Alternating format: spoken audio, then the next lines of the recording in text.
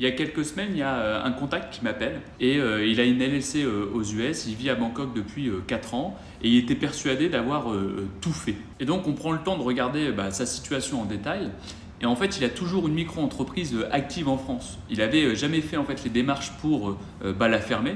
Et donc en fait techniquement rien qu'avec ce point-là, il est resté rattaché à la résidence fiscale française alors qu'il pensait être sorti depuis longtemps. Et donc, ce qu'on a fait ensemble, on a repris toute sa situation à zéro. En fait, on a clarifié ce qui devait être fermé côté France. On a restructuré tout son système bancaire pro-perso pour que ça soit efficace.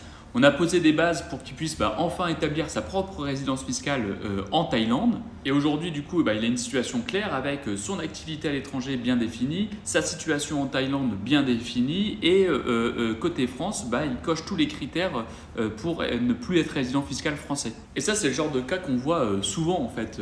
Quelqu'un couvre sa LLC, qui prend un billet d'avion et s'installe en Thaïlande et il pense que le dossier est clos.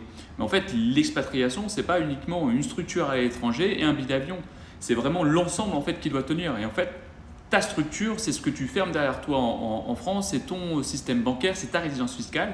Et en fait, chaque point doit être cohérent avec les autres.